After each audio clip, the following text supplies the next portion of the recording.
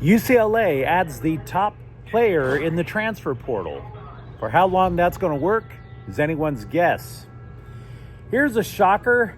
Tyler Glasgow injured again. And Ade Mara claims that money had nothing to do with leaving UCLA basketball. Good morning. I'm James. This is your daily dose of sports and snark for the greatest sports city in the world, Los Angeles. This is the Faithful Angelenos Morning Report. It is April 21st, 2025. I am broadcasting from an obviously unusual place. I'm somewhere in Oregon right now. I spent last night watching WrestleMania, and we're just doing what we can to get you the news. Do you like being in the know about LA sports? Well, if you do, clickety-clack the like button. Clickety-clack the subscribe button.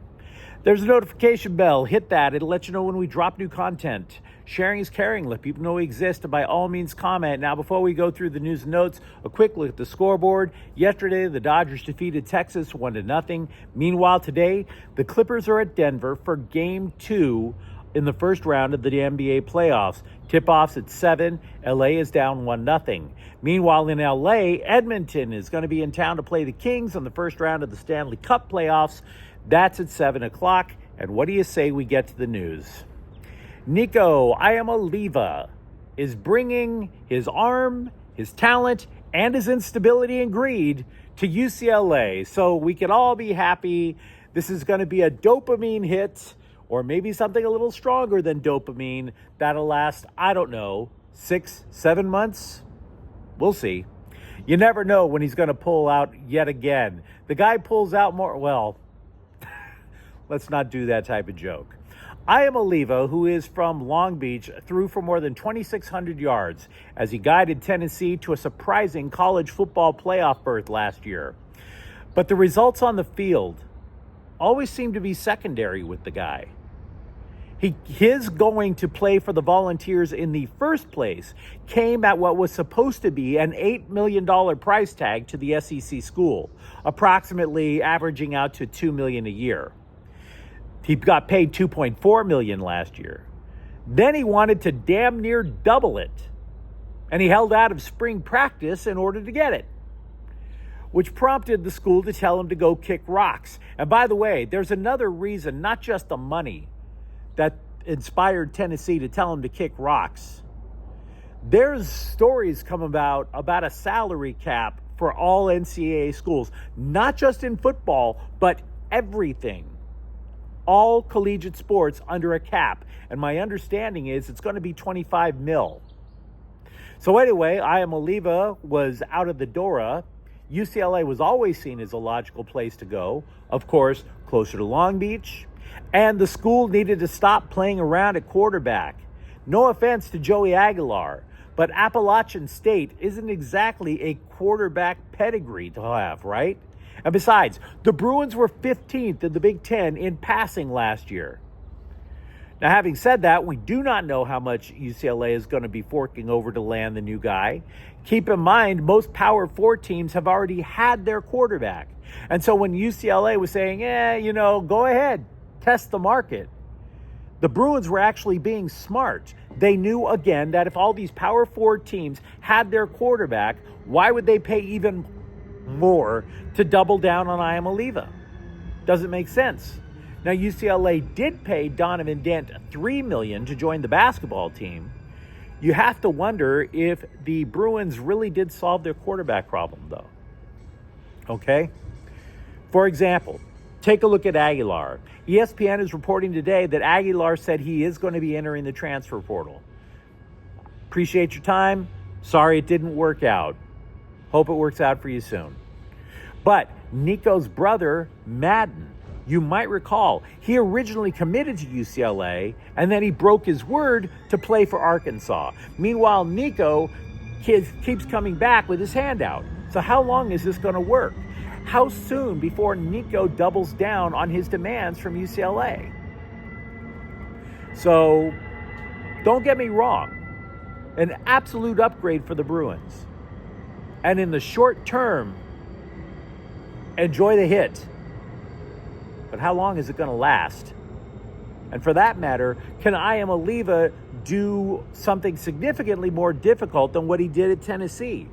Remember, UCLA lost a lot of talent on both sides of the ball last year. I'm not saying it's going to be as bad, the offense is going to be as bad again, but that's going to be a hell of a lift. Meanwhile, over in Dallas, there was Tyler Glasgow just flaming guys in an ugly baseball stadium near Dallas, minding his own business, and then things started to get super painful after the 52nd pitch. The news is not that another Dodger pitcher is injured, because we talk about injured Dodgers pitchers almost every damn day. We shouldn't even call this channel Faithful Angelenos. We should just call it Who Did Mark Pryor Injure Today? Report. It's not that a Dodger pitcher was injured. The fact that the injury is not going to lead to Tommy John surgery, that's what's news. Glasgow felt cramps, only not the dramatic kind from your girlfriend, in his right leg. Dave Roberts said he doesn't expect Glasgow to miss a start. Now, it's not the first time that Glasgow has had cramps. And I know we're all talking about, does he have them every month? No, he doesn't. He was pulled from a game last year for the same reason, for example. Shohei Ohtani, meanwhile, got what some would perceive to be a lovely gift, and that would be time away from a screaming newborn. Trust me, you can get a lot of sleep on a plane once you get used to flying. He was activated from paternity leave. He's going to rejoin the team over in Chicago. As a result, Eddie Rosario designated for assignment.